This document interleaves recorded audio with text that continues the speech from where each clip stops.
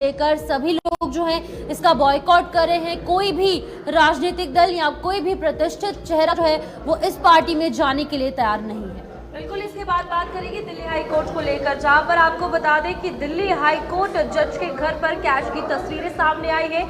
Social media पर ये video जो है वो वायरल की गई और इसके बाद टीम का गठन जो है वो किया गया है और आगे की जांच जो है वो जल्द ही शुरू हो जाएगी। तो बिल्कुल अब बात की जाएगी सुशांत सिंह राजपूत के डेथ केस को लेकर। अब फाइनली 4 साल 6 महीने और 15 दिन के बाद सीबीआई ने एक रिपोर्ट जो है वो पेश की है और इस रिपोर्ट में कहा गया है कि कोई भी मर्डर के साक्ष्य प्राप्त नहीं हुए हैं और ये एक सुसाइड ही हो सकता है। और रिया चक्रवर्ती जिस पर की आरोप थे उनको भी क्लीन चिट मिल चुकी है सीबीआई की तरफ से। तो बिल्कुल यहाँ आगे बढ़ेंगे जहाँ अमृतपाल सिंह को लेकर बात होगी और आपको बता दें कि अमृतपाल सिंह से एनएसए खत्म करने की तैयारी जो है वो शुरू हो चुकी है और उसके 2 और साथी भी इसमें शामिल होंगे जिन पर एनएसए खत्म कर दी जाएगी। तो इसके हवाले से भी आपसे जानकारी साझा करेंगे। इसी बीच बात उत्तर प्रदेश के सीएम योगी आदित्यनाथ की होगी, जो कि आज कानपुर का दौरा करने वाले हैं और यहाँ पर एक स्टील से कन्वेंशन सेंटर बनाया गया है। कोई भी कंक्रीट का इस्तेमाल इस कन्वेंशन सेंटर में नहीं हुआ है। इस हवाले से भी आपको जानकारी देंगे कि आखिरकार क्या कुछ विशेषताएं इस कन्वेंशन सेंटर की रहने वाली है। तो चलिए, ये थी कुछ बड़ी खबरें जिन पर कि हम चर्चा करेंगे, लेकिन सबसे पहले शुरुआत करेंगे नीतीश और नायडू की इफ्तार पार्टी से, क्योंकि सभी जो लोग हैं इसका बॉयकॉट कर रहे हैं। कोई भी व्यक्ति इस पार्टी में शामिल होने के लिए तैयार नहीं है। जमीयत उलमाए हिंद ने भी बॉयकॉट किया है। वक्फ बिल के विरोध में मुस्लिम संगठनों ने इन दोनों की जो इफ्तार पार्टी है उसका बॉयकॉट कर दिया। तो बिल्कुल यहाँ पर आपको बता दें कि नीतीश और नायडू की इफ्तार पार्टी से सभी ने बॉयकॉट कर दिया है। और ये अगर बात की जाए इस बॉयकॉट को लेकर तो जमीयत उलमाए हिंद ने इसका बॉयकॉट किया है। तो फिलहाल बिहार में वक्फ संशोधन बिल 2024 के विरोध में मुस्लिम संगठनों ने मुख्यमंत्री नीतीश कुमार के इफ्तार पार्टी के न्योते का बहिष्कार किया है। All India Muslim personal law board और इमारत शरिया जैसे कई संगठन हैं जिन्होंने नीतीश कुमार पर अल्पसंख्यकों के अधिकारों की अनदेखी करने का आरोप जो है वो लगाया है, जिसके चलते जो वक्फ बिल का विरोध लगातार किया जा रहा है मुस्लिम समुदाय के द्वारा कि अल्पसंख्यकों के अधिकारों को छीना जा रहा है, वक्फ बिल जो है वो पास नहीं होना चाहिए। इसके चलते नीतीश अगर बात की जाए तो सरकार का यहाँ पर इफ्तार पार्टी का जो कार्यक्रम है उसको ठुकराते हुए उसका बहिष्कार करते हुए सभी नजर आ रहे हैं, जिसमें all India Muslim personal law board और साथ ही साथ इमारत शरिया और जमीयत उलमाए हिंद इन सभी ने बॉयकॉट कर दिया। तो हमारे साथ अमित कुमार हमारे संवाददाता ज्वाइन कर चुके हैं, उनसे जानेंगे कि आखिरकार क्या कुछ स्थिति हमें फिलहाल पूरे बिहार में देखने को मिल रही है। अमित, आप बताएगा नीतीश और नायडू की इफ्तार पार्टी का मोस्टली जो मुस्लिम संगठन है उन्होंने इसका बॉयकॉट कर दिया है। पूरी जानकारी दीजिएगा कि आखिरकार किन कारणों से इन दोनों की इफ्तार पार्टी का बॉयकॉट किया जा रहा है।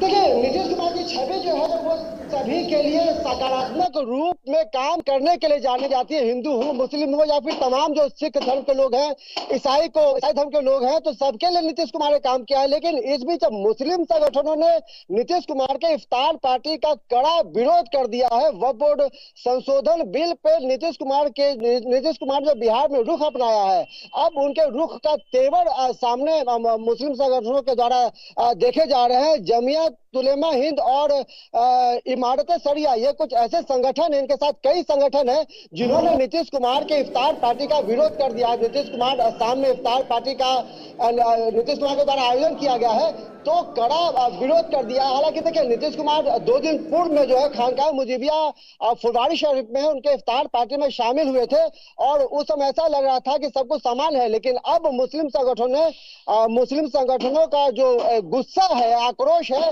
वक्फ बोर्ड बिल को लेकर, तो वो अब सामने आ चुका है।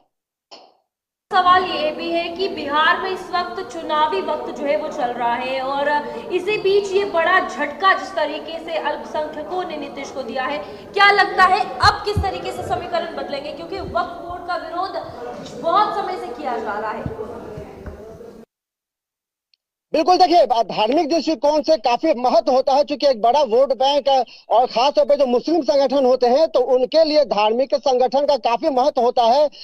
एक फतवा जारी होता है, कई तरह की जो है व्यवस्था है मुस्लिम संगठन को एकजुट करने का, तो अब उस एकजुटता का नीतीश कुमार को सामना करना पड़ेगा। हालांकि देखिए जो मुस्लिम संगठन है उसने चंद्रबाबू नायडू के साथ चिराग पासवान और नीतीश कुमार जैसे लोगों के सभी कार्यक्रम का विरोध कर दिया है। आने वाले समय में नीतीश कुमार के माध्यम से या फिर चिराग पासवान हो या फिर चंद्रबाबू नायडू हो, तो ऐसे लोग जो भी कार्यक्रम करेंगे, किसी भी कार्यक्रम में मुस्लिम संगठन को अगर आमंत्रित करते हैं तो मुस्लिम संगठन इसका कड़ा विरोध करेगी। इस साल बिहार में विधानसभा चुनाव भी होना है और एक बड़ा वोट बैंक जो है नीतीश कुमार के पास जो है मुस्लिमों का भी है।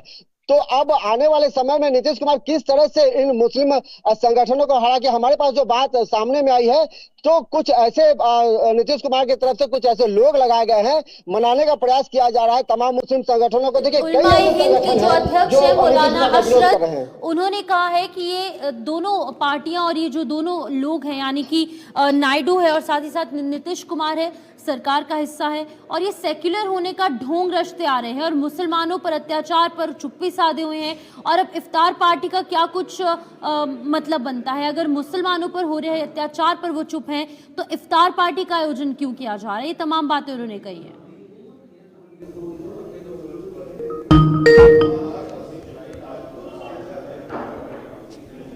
अमित, आप सुन पा रहे हैं?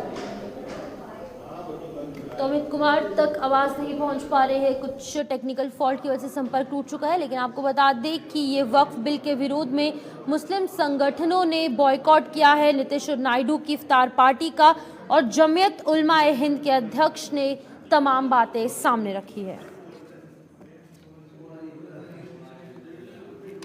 तो फिर से हमारे साथ अमित कुमार ज्वाइन कर चुके हैं, उनसे जानेंगे कि क्या कुछ अन्य जो संगठन के बड़े चेहरे हैं उन्होंने कहा है। अमित, मैंने आपसे प्रश्न किया था कि जमीयत उलमाए हिंद के अध्यक्ष ने कहा है कि ये लोग जो है वो सेक्युलर होने का ढोंग रचते हैं, तो इस ढोंग के चलते अगर वो मुसलमानों पर हो रहे अत्याचार पर चुप हैं तो इफ्तार पार्टी का क्या कुछ मतलब बनता है? देखिए नीतीश कुमार ने मुस्लिमों संगठनों के लिए मुस्लिम हित में कई ऐसे काम किए। हम लोग पुराने दिनों को याद करते हैं तो कब्रिस्तान की घेराबंदी काफी अहम विषय था, मुद्दा था मुस्लिमों के लिए, जिसमें नीतीश कुमार ने अहम भूमिका निभाई। साजिद मदरसा शिक्षकों के लिए भी जो है नीतीश कुमार ने कई महत्वपूर्ण काम किए हैं और उनके हित में जो है। लेकिन अब वक्फ बोर्ड के जो बिल का मामला है, इसमें मुस्लिम संगठन सीधे तौर पर अपने हिस्सेदारी और अपनी स्वतंत्रता को लेकर अब आवाज उठा रही है। मुस्लिम संगठनों का सीधे तौर पर यह कहना है कि वक्फ बोर्ड पर नीतीश कुमार का जो रुख है वो सीधे तौर पर मुस्लिम संगठनों की स्वतंत्रता पर हमला है। तो काफी बड़ा मुद्दा हो सकता है, चूंकि बिहार विधानसभा चुनाव भी है, तो अब चूंकि कई ऐसे विषय सामने आ चुके हैं, तो नीतीश कुमार ने भी कई ऐसे लोगों को लगा रखा है ताकि इन संगठनों को मनाया जा सके। और देखिए मुस्लिम संगठनों ने तमाम सभी कई लोगों का विरोध किया, चिराग पासवान है या फिर जो है चंद्रबाबू नायडू है, तो कड़ा रुख अख्तियार है मुस्लिम संगठनों की तरफ से। लेकिन उनको मनाना भी अब नीतीश कुमार के लिए काफी मुश्किल होगी। ठीक है अमित, बहुत बहुत शुक्रिया तमाम जानकारी देने के लिए। अमित कुमार बिहार से अपडेट कर रहे थे कि किस तरीके से नीतीश नायडू की इफ्तार पार्टी का सभी लोग जो है वो बॉयकॉट करें। तो चलिए इसी बीच आगे बढ़ जाएंगे, जहां पर दिल्ली हाई कोर्ट के एक जज हैं जिनके घर से की कैश की तस्वीरें सामने आई हैं। आपको बता दें कि सुप्रीम कोर्ट के आदेश पर घर के अंदर का वीडियो वायरल हो चुका है और इस वीडियो को पब्लिक डोमेन में लाया गया है। जांच के लिए 3 जजों की कमेटी का गठन भी जो है वो किया गया है। आपको बता दें कि जस्टिस वर्मा को कोई काम ना सौंपने के आदेश भी दिए गए हैं। तो यहाँ पर आपको बता दें कि दिल्ली हाई कोर्ट जज के घर कैश की तस्वीरें सामने आई है। सुप्रीम कोर्ट के आदेश पर घर के अंदर का वीडियो जो है वो सार्वजनिक किया गया है। तो यहाँ पर आपको बता दें कि जांच के लिए 3 जजों की कमेटी का गठन जो है वो किया गया है और इसी के चलते जस्टिस वर्मा को कोई काम ना सौंपने का आदेश दिया गया है। जांच जो है वो चल रही है और फिलहाल आपको बता दें अपने घर से कैश मिलने पर जस्टिस वर्मा ने इसका स्पष्टीकरण जो है वो दिया है। तो बिल्कुल आपको ये पूरी जानकारी देना चाहेंगे, जहां पर कुछ दिन पहले उनके घर पर आग लग गई थी और आग लगने के बाद कुछ ऐसे इलाके में आग लगी जहां पर आधे जले हुई बोरियां जो है वो प्राप्त हुई और इन बोरियों के अंदर जब चेक किया गया कि आखिरकार इसके अंदर क्या कुछ सामान है तो उसके अंदर नोटों की गड्ढियां पाई गई। हालांकि आधे नोट जो है वो जल चुके थे, लेकिन चिंता का विषय ये है कि आखिरकार इनके घर पर ये पैसों से भरे हुए बैग्स और बोरियां कहां से आई। तो ये एक हाई कोर्ट के जज हैं, दिल्ली हाई कोर्ट में ये कार्यरत है और जस्टिस की बात की जाए तो DK उपाध्याय ने इंटरनल इंक्वायरी के बाद सुप्रीम कोर्ट में 21 मार्च को रिपोर्ट सौंपी और इस रिपोर्ट में तमाम बातें सामने रखी गई और अब इन फोटोज, इस वीडियो और इस रिपोर्ट को सार्वजनिक कर दिया गया है, पब्लिक डोमेन में लाया गया है, जिसके बाद कि इन पर कार्रवाई हो रही है। तो हमारे संवाददाता उज्जवल कुमार हमारे साथ ज्वाइन कर चुके हैं, उनसे जानेंगे कि आखिरकार किस तरीके से अब फिलहाल कार्रवाई हो रही है। उज्जवल, आप बताइएगा, दिल्ली हाई कोर्ट के ये जज हैं जस्टिस वर्मा, उनके घर से कई बोरियां मिली हैं जिनके अंदर की कैश भरा हुआ था। हालांकि ये पूरा मामला तब सामने आया जब उनके घर पर आग लग गई, लेकिन उन्होंने क्या कुछ स्पष्टीकरण दिया है वो भी बताइएगा और किस दिशा में जांच आगे बढ़ रही है वो भी बताइएगा। हमने आज इस तरीके से जस्टिस यशवंत वर्मा के घर में जब आग लगी थी उसके बाद जो है सुप्रीम कोर्ट ने जो है वो जांच के आदेश दिए थे और अगर आप देखेंगे तो कल देर रात को जो है सुप्रीम कोर्ट की तरफ से अपनी वेबसाइट पर जो है वो वीडियो जो है वो शेयर किए गए और प्रेस रिलीज में बकायदा बताया गया है कि जांच में क्या क्या चीजें हुई हैं। अगर आप वीडियो देखेंगे तो तकरीबन 1 मिनट 20 सेकंड के आसपास का ये वीडियो है जिसमें जो आधे जले नोट हैं 500 के वो दिखाई दे रहे हैं, 500 के जो भारतीय मुद्रा करेंसी है। और इसके अलावा आप देखेंगे तो रिपोर्ट आने के बाद जो है वो chief justice of India Sanjeev Khanna ने जो है 3 सवाल जो है वो जस्टिस यशवंत वर्मा से जो है वो किए हैं। इसमें सबसे पहले देखिए जो 3 सवाल उन्होंने चीफ जस्टिस ऑफ इंडिया ने पूछे हैं। उनका पहला सवाल ये है कि घर के परिसर में जो इतना कैश जो मिला है जस्टिस वर्मा के अंदर वो उसको कैसे जस्टिफाई करेंगे, जो उनके घर के अंदर इतना कैश बरामद हुआ है। दूसरा सवाल ये पूछा गया उनसे कि जितनी भी रकम मिली है जस्टिस वर्मा ये भी बताए कि उनका सोर्स क्या है, तो सोर्स के बारे में पूछा गया है चीफ जस्टिस ऑफ इंडिया की तरफ से। और देखिए तीसरा सवाल यह है कि 15 मार्च के सुबह किस व्यक्ति ने जो जले हुए नोट थे जो कमरे में थे, जिस कमरे में आग लगी है वहां से वो नोट हटाए। तो ये 3 सवाल जो है वो पूछे गए हैं। इसके अलावा देखिए CGI ने 3 आदेश भी दिए हैं। जस्टिस वर्मा के घर के अंदर जो सिक्योरिटी ऑफिसर है और जो गार्ड हैं उनकी डिटेल जो है वो चीफ जस्टिस ऑफ इंडिया के द्वारा जो है वो मांगी गई है। और इसके साथ ही पिछले 6 महीने का जो उनका जस्टिस वर्मा का जो ऑफिशियल नंबर है और उसके साथ साथ जो भी वो पर्सनल उनके नंबर हैं उसकी जो कॉल डिटेल्स है वो मांगी गई है।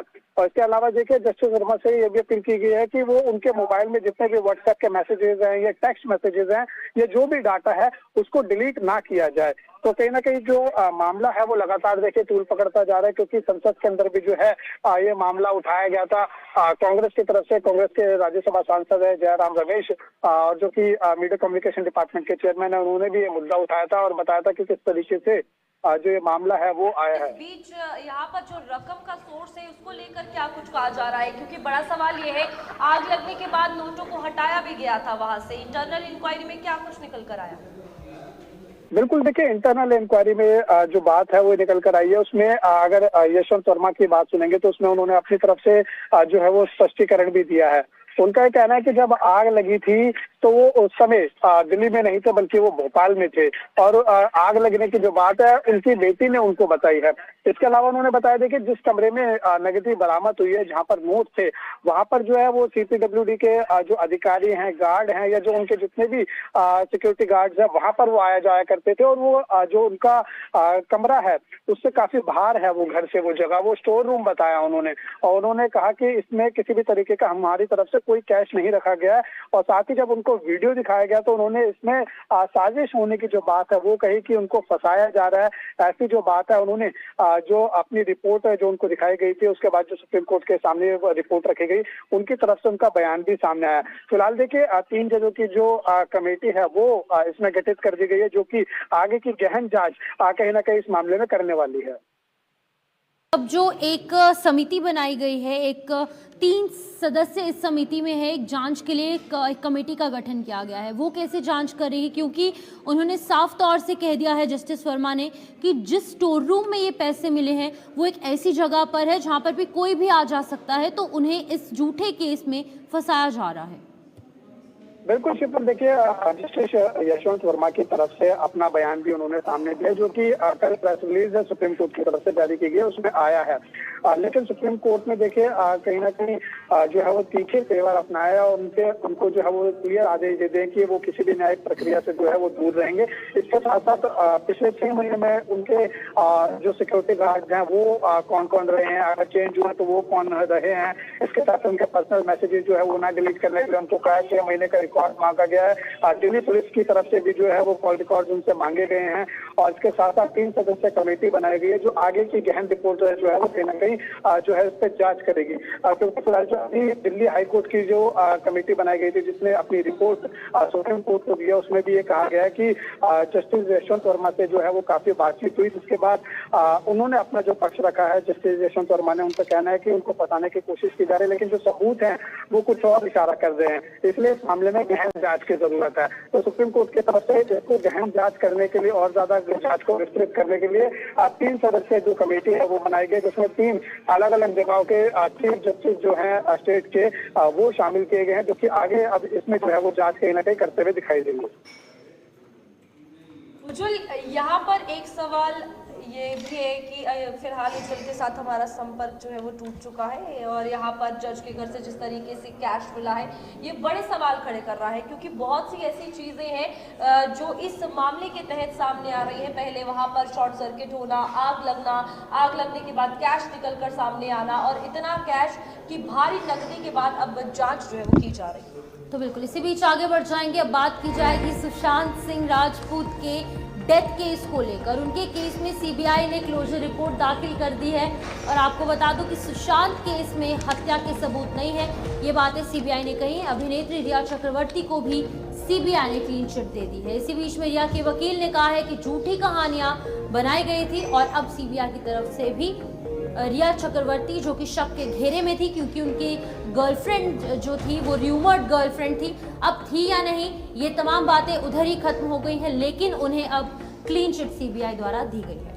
तो बिल्कुल यहाँ पर आपको बता दें कि अभिनेत्री रिया चक्रवर्ती को सीबीआई ने जो क्लीन चिट दी है वो लगातार ये सुशांत सिंह राजपूत का जो केस था उस मामले में वो लगातार बार बार कोर्ट के चक्कर भी लगाती रही। जिस तरीके से सोशल मीडिया पर ट्रोल हुई और सवाल कई खड़े हुए रिया चक्रवर्ती पर, लेकिन अब साफ तौर पर उन्हें क्लीन चिट मिल गई है और रिया के वकील ने ये कहा है कि झूठी कहानियां बनाई गई, लेकिन अब क्लीन चिट मिला है। सबसे बड़ी बात यह है, आपको बता दें सुशांत सिंह राजपूत डेथ केस में सीबीआई ने 4 साल 6 महीने 15 दिन बाद फाइनल क्लोजर रिपोर्ट फाइल कर दी है, जिसमें जांच एजेंसी ने ये कहा है कि आत्महत्या के लिए सुशांत को उकसाने का कोई सबूत नहीं मिला है और इसी के चलते रिया चक्रवर्ती, जो कि बॉलीवुड सेलिब्रिटी है, उन्हें क्लीन चिट दे दी गई है। तो बिल्कुल आपको बता दें कि 14 जून 2020 का ये दिन था जब अपने बांद्रा स्थित आवास में रहस्यमय तरीके से वो मृत पाए गए और मीडिया और विपक्षी दलों ने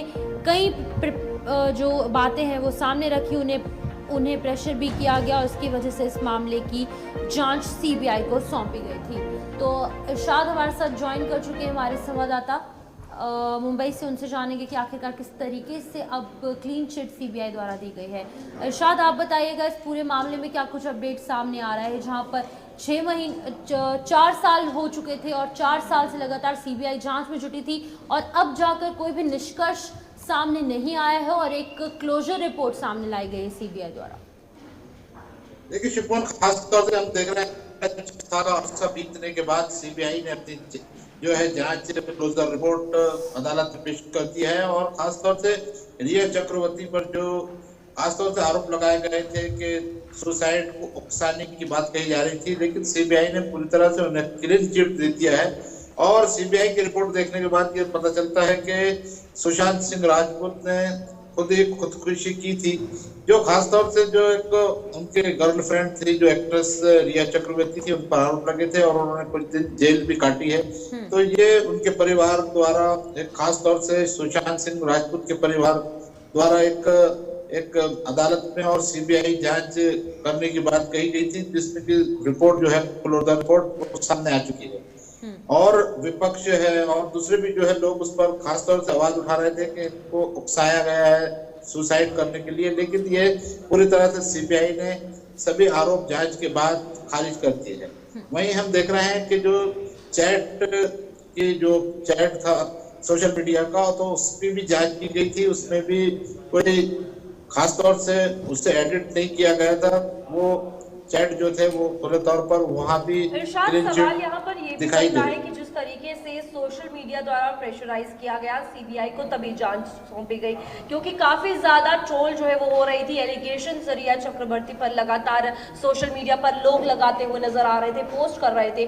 लेकिन यहाँ क्लीन चिट मिलने के बाद अगर बात की जाए तो साफ तौर पर जो सवाल ड्रग्स को लेकर भी खड़े हुए थे कि रिया चक्रवर्ती ने उन्हें ड्रग्स दिए थे या आदत लगाई थी, अब उन सभी से क्लीन चिट जो है उन्हें मिल चुकी है। लेकिन क्या लगता है अब जी बोलिए।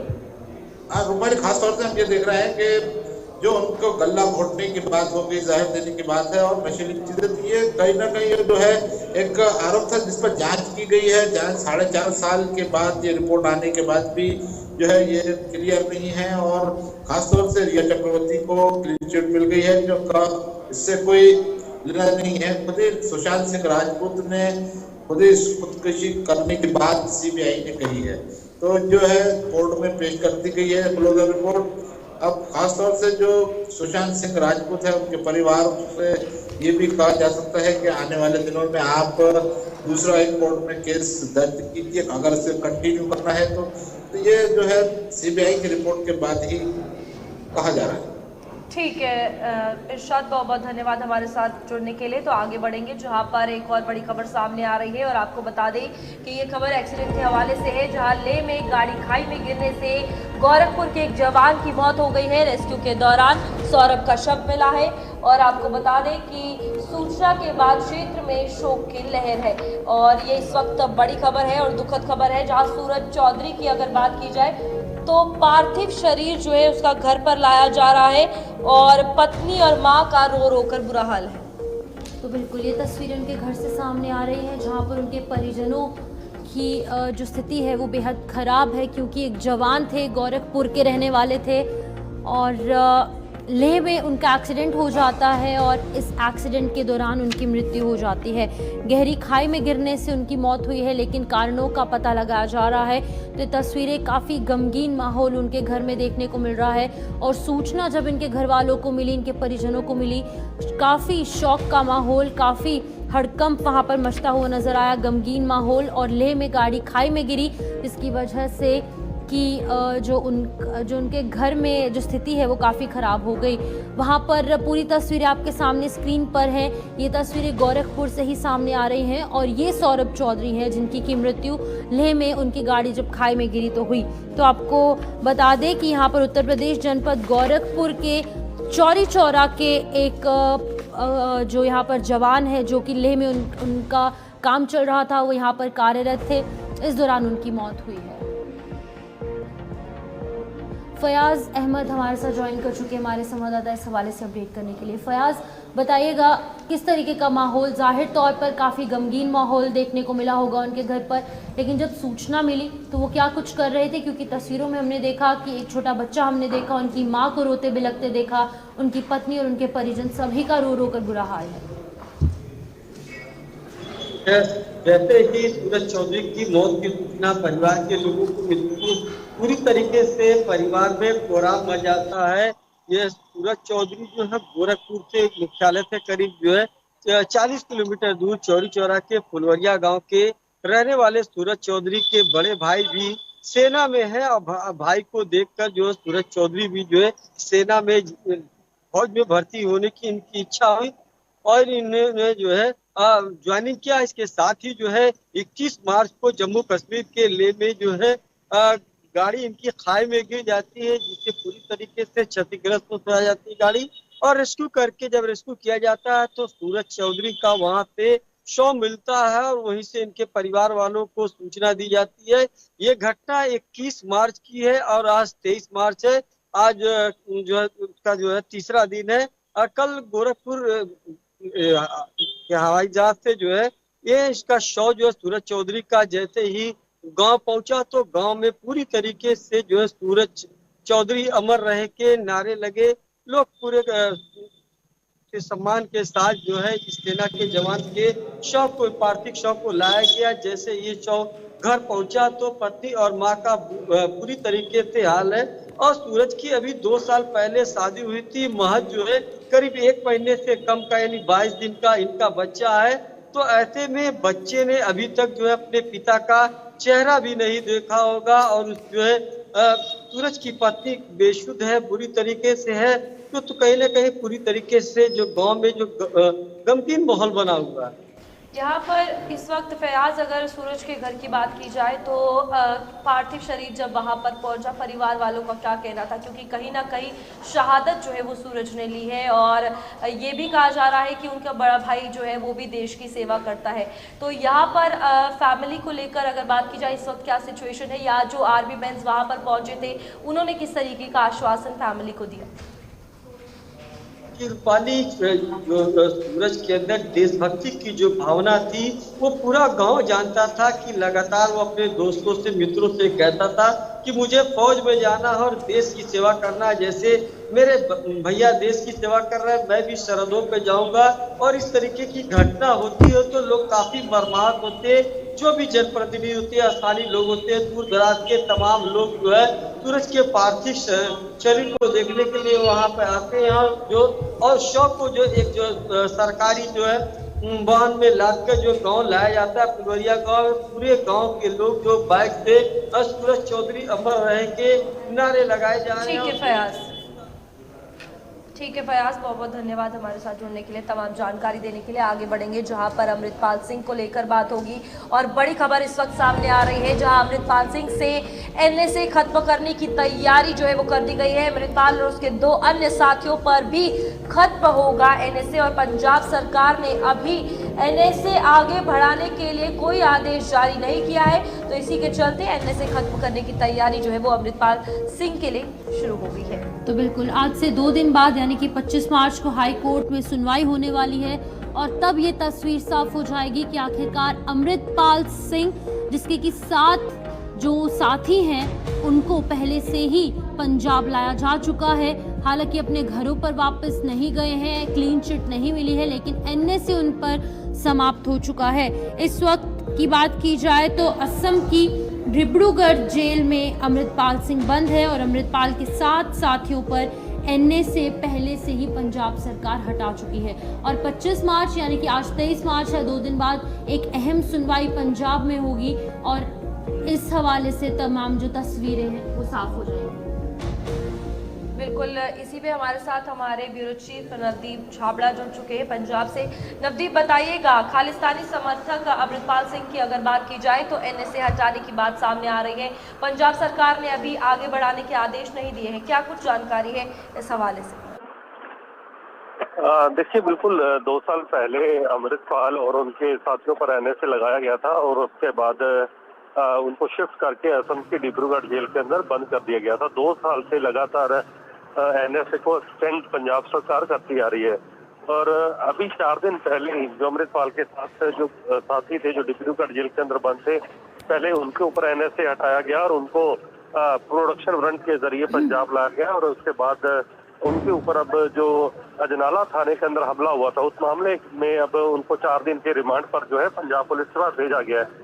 तो जाहिर सी बात है कि 3 अभी और लोग, जिसमें खुद अमृतपाल है, इसके अलावा पफल प्रीत और एक और उनके जो साथी हैं वो जेल के अंदर बंद हैं। लेकिन उनके ऊपर जो 23 मार्च को एनएसए बढ़ाने की जो आखिरी तारीख थी कि उनके ऊपर एनएसए अगले 1 साल के लिए एक्सटेंड किया जा सकता है, लेकिन पंजाब सरकार की तरफ से अभी कोई नए आदेश पंजाब पुलिस या पंजाब के गृह विभाग की तरफ से कोई नए ऑर्डर जो है वो जारी नहीं किए गए।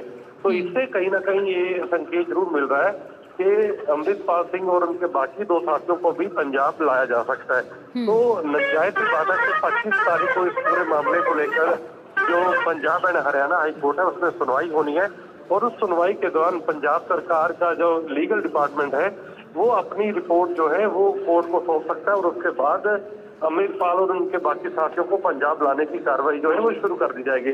हालांकि अभी संकेत है, अभी हम कह सकते हैं कि अंदेशा जता सकते हैं, लेकिन क्या कुछ होगा ये 25 तारीख को जब हाई कोर्ट के अंदर सुनवाई होगी तो उस पर जब पंजाब सरकार की तरफ से अपना पक्ष रखा जाए तो तमाम चीजें क्लियर हो पाएंगी।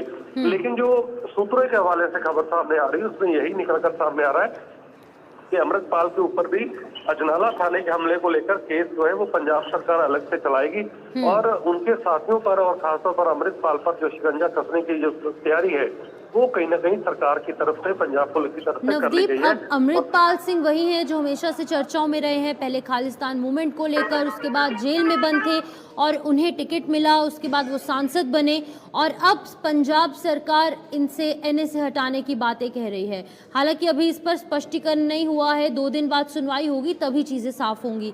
तो क्या लगता है क्योंकि साथ इनके जो साथी हैं वो भी एनएसए से छूट चुके हैं, उनको भी एनएसए की जो एक दायरा है उससे बाहर लाया गया है, तो क्या लगता है इनका रास्ता भी साफ हो चुका है?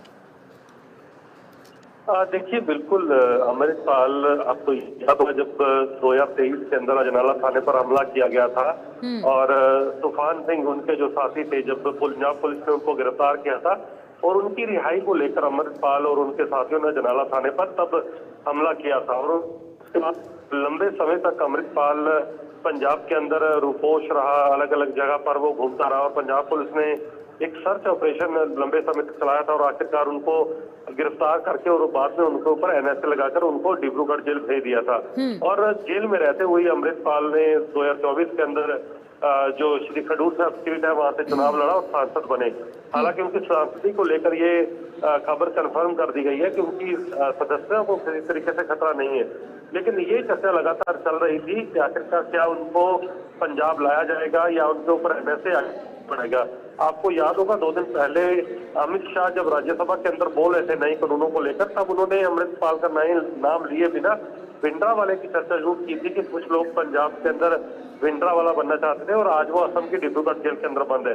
तो कुल मिलाकर कड़े कानून जो हैं, चाहे आतंकवाद या खालिस्तान के खिलाफ, उन पर सरकार सख्ती से काम करते दिख रही है और यही कारण है कि अगर एनएसए को एक्सटेंड नहीं किया जाता लेकिन उसके बावजूद जेल से रिहाई मिलना मुश्किल है, क्योंकि अजनाला के अंदर जो हमला हुआ एक तरीके से पुलिस सिक्योरिटी पर ये पूरी तरीके से अटैक था और वो भी कड़ी धाराओं के तहत वो मामला दर्ज किया गया था। तो जाहिर सी बात अगर नवदीप यहाँ पर ये भी कहा जा रहा है कि हाईकोर्ट के अंदर जो केस चल रहा है, विचाराधीन केस चल रहा है, उसकी भी सुनवाई 25 मार्च को होनी है।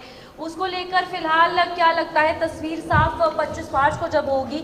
अमृतपाल सिंह को लगातार अगर बात की जाए पंजाब में समर्थन मिला है, लेकिन ओवरऑल अगर बात की जाए तो एज ए खालिस्तानी समर्थक लोग विरोध ही करते आए।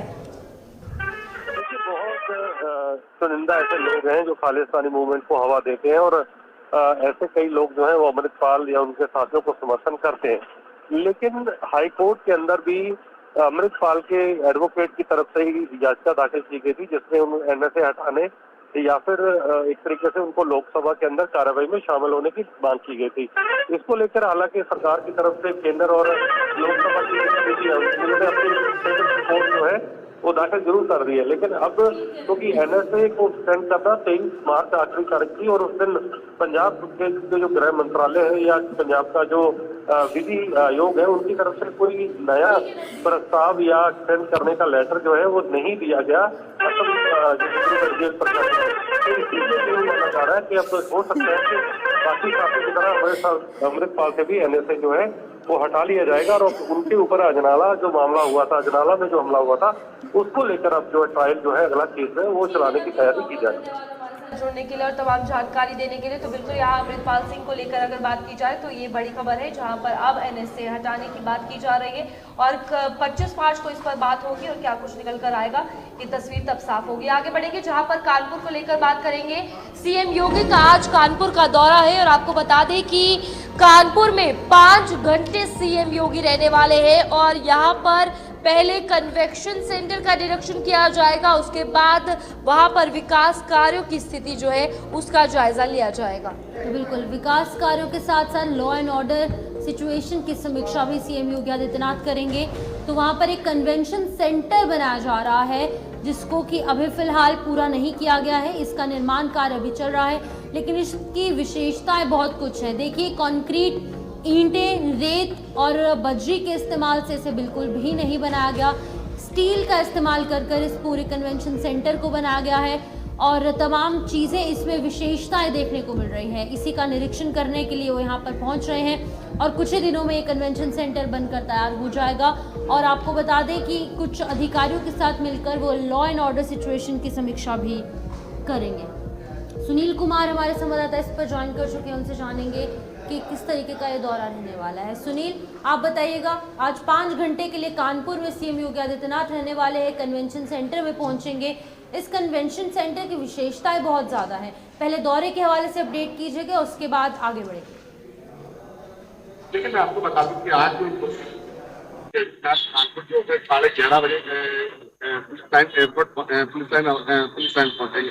वहाँ चुन्नीगंज जो जाएंगे, जो नया जो है चुन्नीगंज में जो चुन्नीगंज पहुंचेंगे। इससे जो कॉरिडोर बनाया गया है जो 100% स्टील का बनाया गया है, जो कि इसमें जो बताया जाता है कि 100% जो है स्टील है, पूरी तरीके से जो बनाया जा रहा है। इसकी लागत जो है 9 करोड़ रुपए की बताई जा रही है। वहीं आपको बता दें कि जिस तरीके से पिछले 2.5 वर्षों से कानपुर के जो मेट्रो कार्य चल रहा था, आज वही चुन्नीगंज से और घंटाघर तक का मेट्रो का निर्माण भी हुआ है। तो शायद कुछ जो भी सूत्रों से पता चल रहा है कि शायद जो है मेट्रो का भी वो भी निरीक्षण कर सकते हैं। मगर सबसे अहम बात यह है, जो कानपुर के चुन्नीगंज का जो ये स्टील जो बनाया गया है 9 करोड़ की लागत से बना है, यहाँ का निरीक्षण करेंगे। निरीक्षण करने के बाद जो है आज जो है ये 4.5 से 5 घंटे तक कानपुर रुकेंगे।